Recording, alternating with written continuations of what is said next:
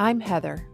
After many wasted years trying outdated approaches to my daughter's addiction that felt wrong to me, harmed our relationship, and didn't help my daughter, I finally found an effective, evidence-based approach that repaired my relationship with her, helped me create my own peace of mind, and made me an ally in my daughter's recovery. I teach you a loving and compassionate approach to help you encourage change and create connection. Addiction impacts the entire family system. Family recovery is the answer. Hey, before you listen to today's episode, I wanted to let you know that I am doing free calls. It's the first time I've ever done free sample coaching calls. They're normally $17, and I am doing them through Friday, December 30th. So there is a link in the show notes for you to sign up for a free sample coaching call and find out what it is like to work with me. So I hope you enjoy today's episode about anxiety.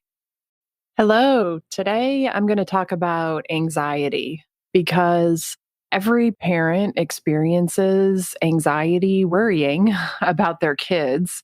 But parents who are watching a child go through addiction experience even more intense levels of anxiety and more instances of it. So I think that it's a really important topic, and taking the time to understand it, learn how to process it, and reframe your thoughts about it is an important skill to have.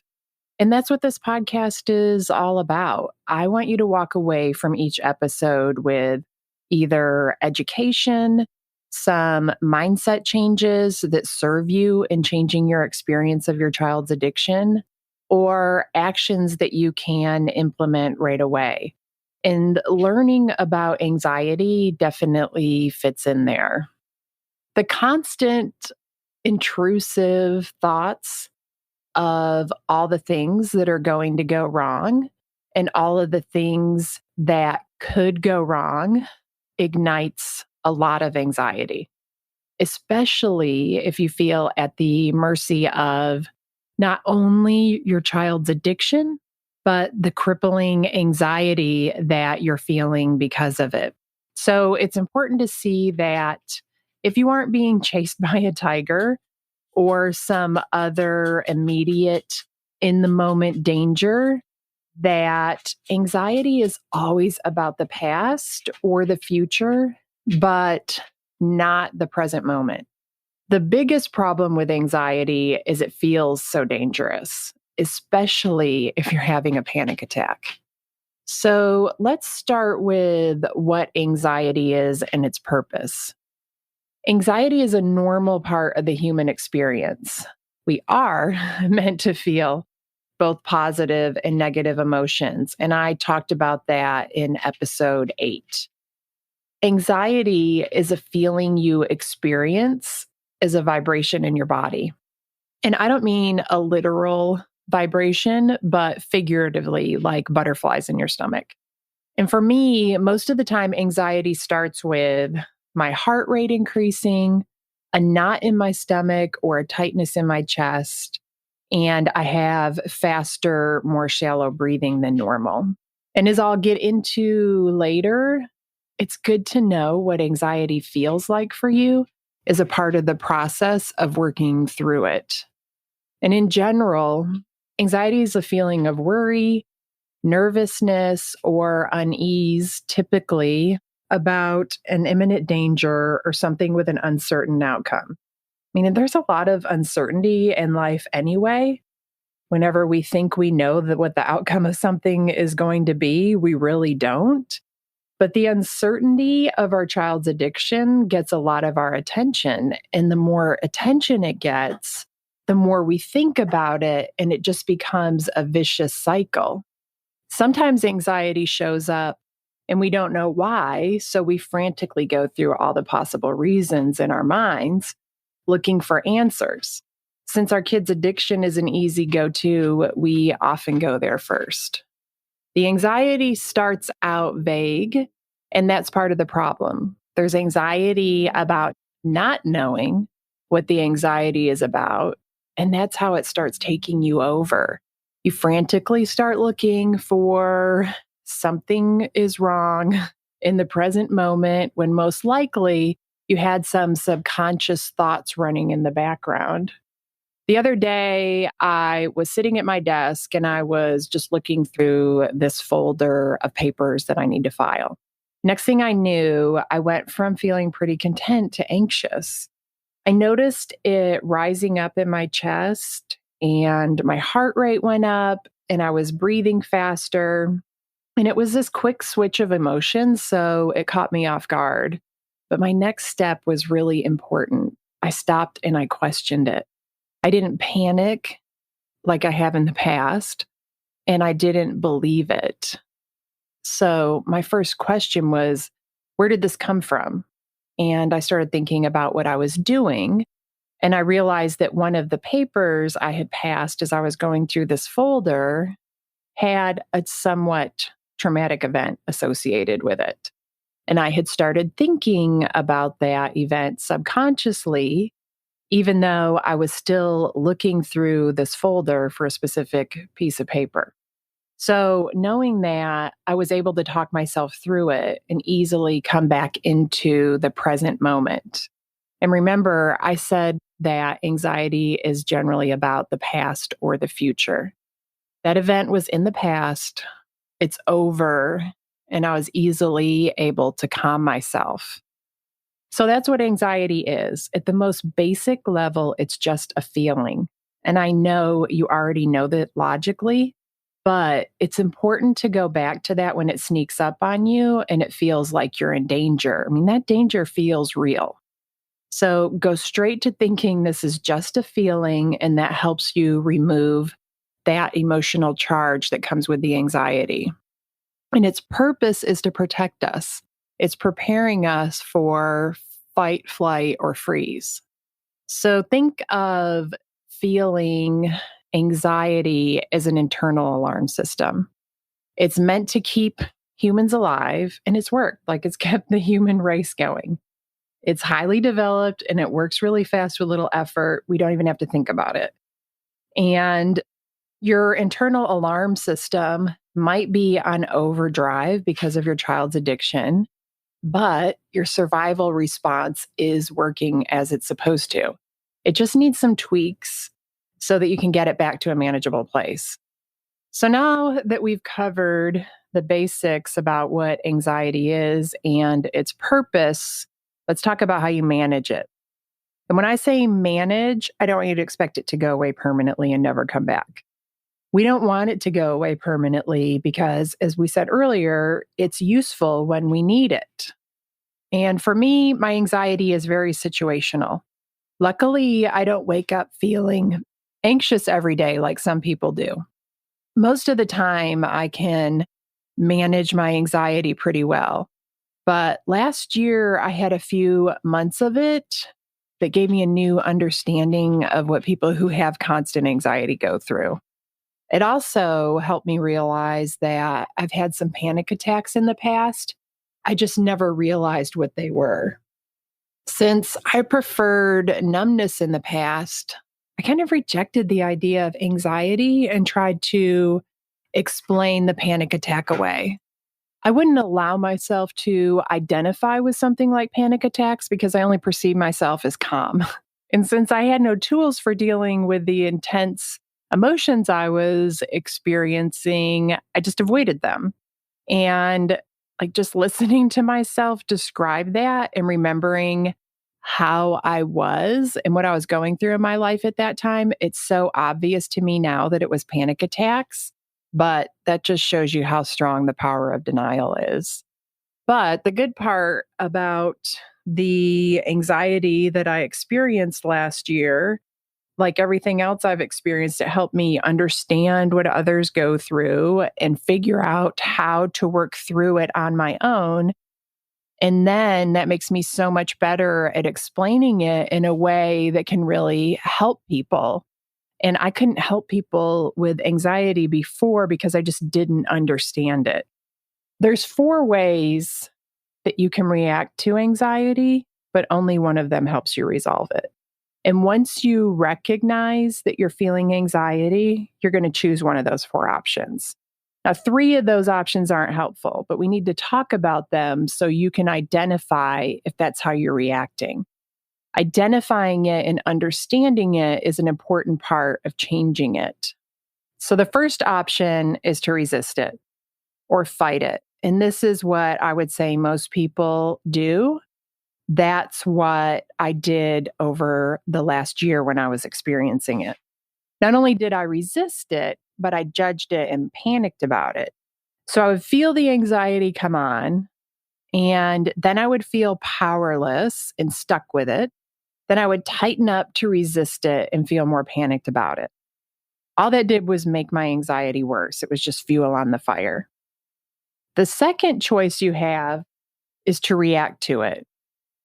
And think about somebody you know who's just always moving. They're rushing around, always busy, talking fast, can't sit still. You know that person. You get just anxious just being around them. They're acting out their anxiety and reacting to it all the time. The third option is avoiding it. And this was my preferred method in the past, was to go numb and avoid it. And you know how your dog won't look at you when he knows he did something wrong? And he's like, if I don't look at you, then what I did wrong is just going to disappear. And that's what I did. Like, I would just get lost in my work and try to ignore and avoid it. And I had the perfect job for it. I could just get lost in my work. And some people drink alcohol to avoid it. Other people eat, they scroll social media for hours or watch endless hours of Netflix. Avoiding it looks different for different people. And all of those things that I mentioned can be done without trying to avoid something. But if you're aware, you know the difference between just regular enjoyment of something and when you're trying to avoid feeling something. Now, the fourth option, and this is the best option, is you can actively accept the anxiety. I use the word actively because it's really important that you don't see acceptance as giving up and you know that you have to work at it. When you accept something and you own it, that's when you have the power to change it. It's just like accepting your child's addiction rather than resisting it. Acceptance doesn't mean that you've given up and are okay with their addiction. It means that you've reached a place of deciding to work with it instead of against it. By using the word actively accepting, it's something that requires you to go to work. It's not something that you can just do passively. It requires that you're willing to quietly witness it and observe it. Be in the present moment with it. If there's no imminent danger, anxiety is about the past or future.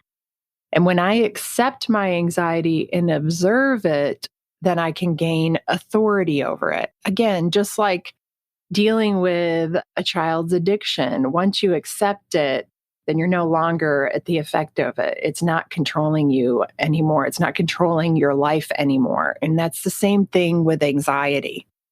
As soon as I open up to it, instead of tightening up and constricting and resisting, then I can work through it.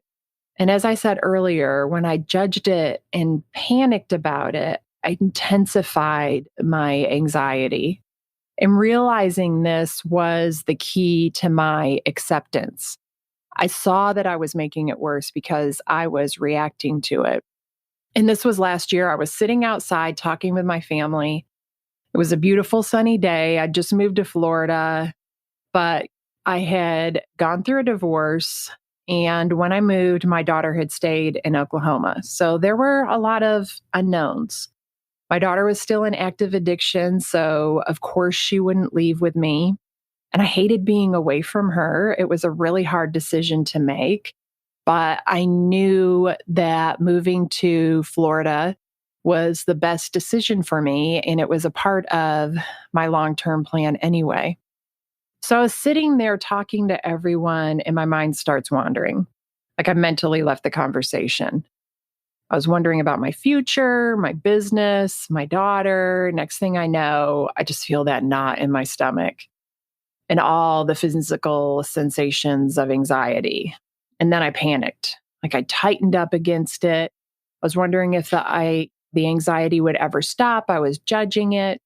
But then what was different this time, because this wasn't the first time this had happened, it was happening a lot after I moved here, was that this time I had a moment of clarity. I realized that I had added panic to my anxiety, and I never could see that before. And just realizing and acknowledging that immediately brought down my anxiety. Didn't totally get rid of it, but that was the first time I had some sense of control over it.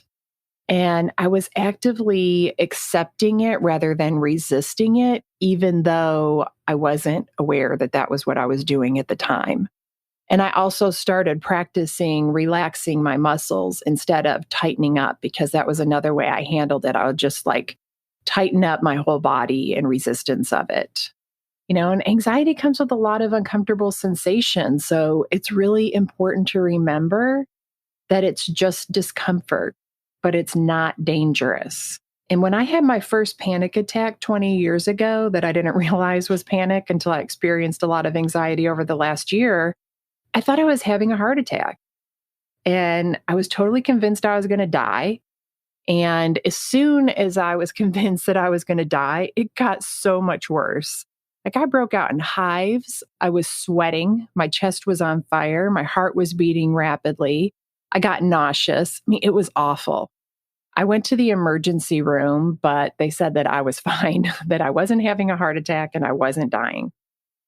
So the next time that it happened, I knew I wasn't going to die. And that alone made the second panic attack so much more bearable. And my physical symptoms weren't nearly as bad.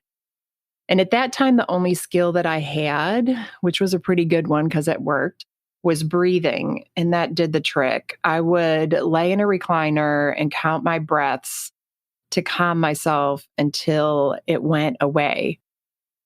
And I think I shared this in other episodes, but I would like breathe into a count of 5 and breathe out to a count of 5.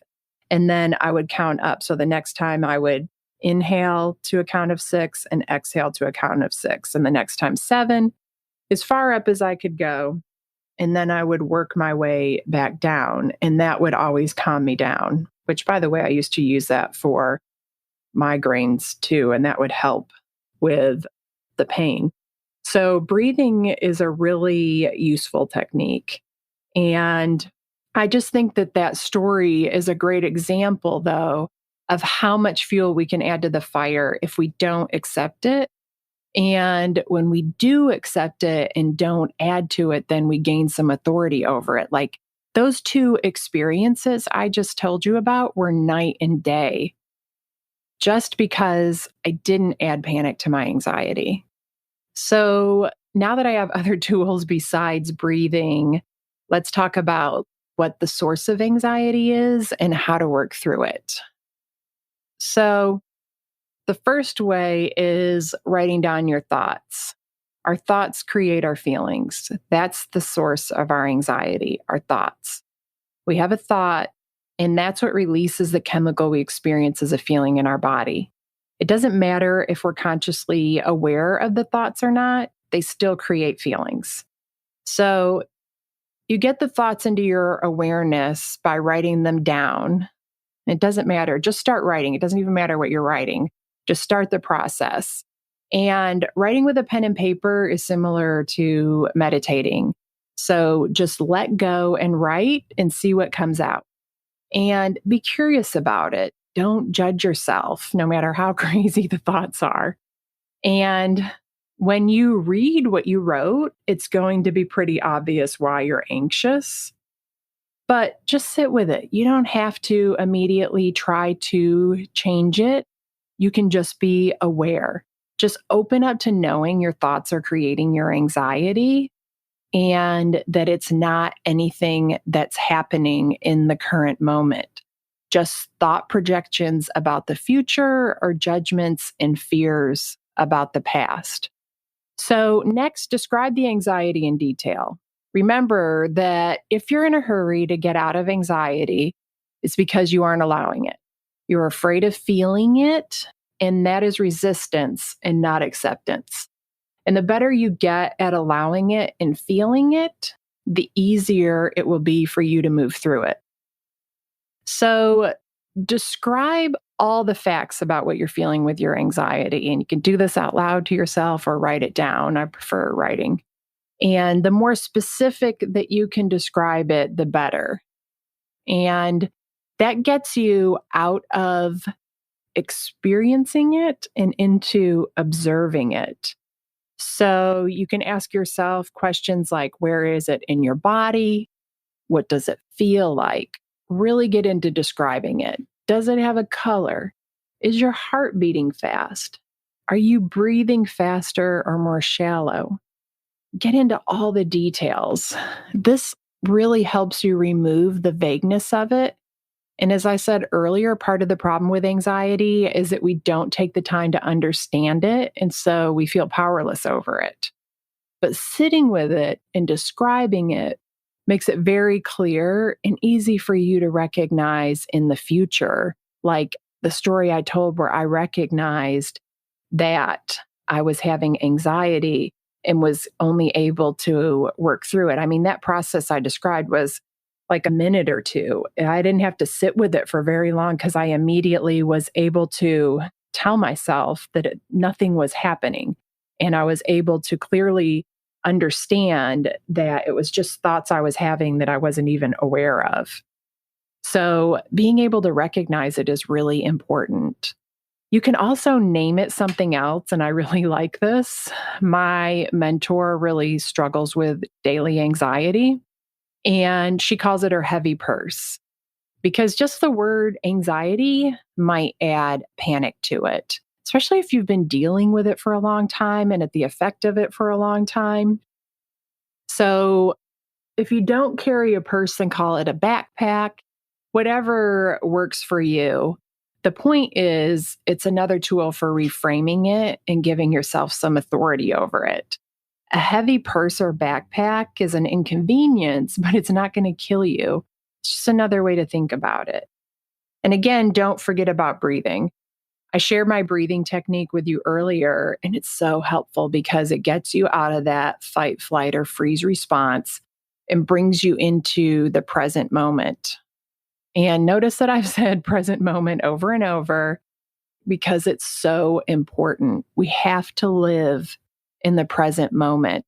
When you're going through your child's addiction, which is the most challenging thing you're probably ever going to face, it's so easy to start living in your thoughts, just replaying all the traumatic events that have happened and speculating about future traumas.